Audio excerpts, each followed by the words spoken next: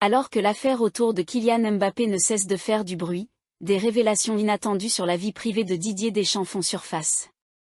C'est une affaire qui a créé une vraie tempête médiatique. En effet, alors que les Bleus se sont déplacés pour affronter la Belgique, Kylian Mbappé était aux abonnés absents. Une situation qui a poussé les médias à enquêter. C'est ainsi que le capitaine de l'équipe de France a été photographié en Suède dans une boîte de nuit.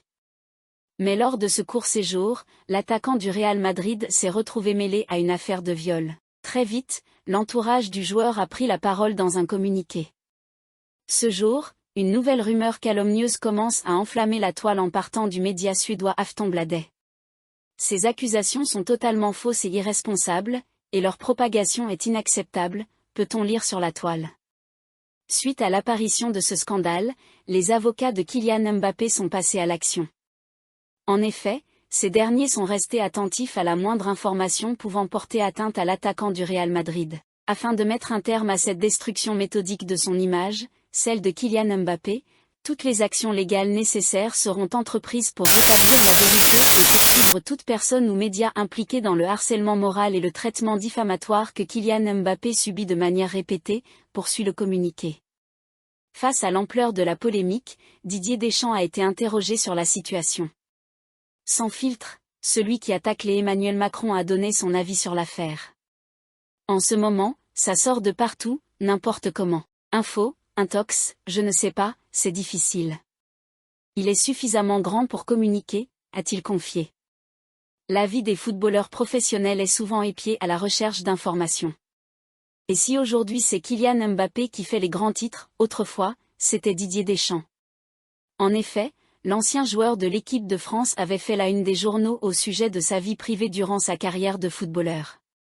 Et selon Gilles Verdez, c'était un énorme malentendu. Il y a eu, beaucoup, d'histoires de soirées. Mais ce n'est jamais sorti. Une fois, j'ai eu le malheur d'écrire, c'était dans Le Parisien. J'avais vu un joueur en boîte, c'était après une défaite de l'équipe de France.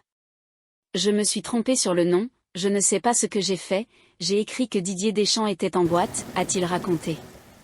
Le chroniqueur de Cyril Hanouna n'a pas caché que cette erreur lui avait valu une explication avec Didier Deschamps. Il ne va jamais en boîte. Il m'a appelé le lendemain.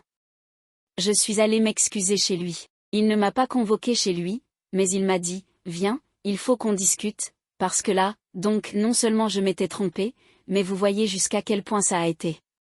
C'est-à-dire que j'avais écrit ça, juste qu'il était en boîte, et après la défaite j'étais allé chez lui m'expliquer avec lui. Et je m'étais excusé publiquement devant lui et sa famille. Normal, a-t-il confié. Avant de conclure, mais vous imaginez aujourd'hui, des joueurs en boîte c'est sur les réseaux sociaux, partout. Donc à l'époque, dès qu'on écrivait un tout petit truc comme ça, en plus c'était faux, ça prenait des proportions de dingue.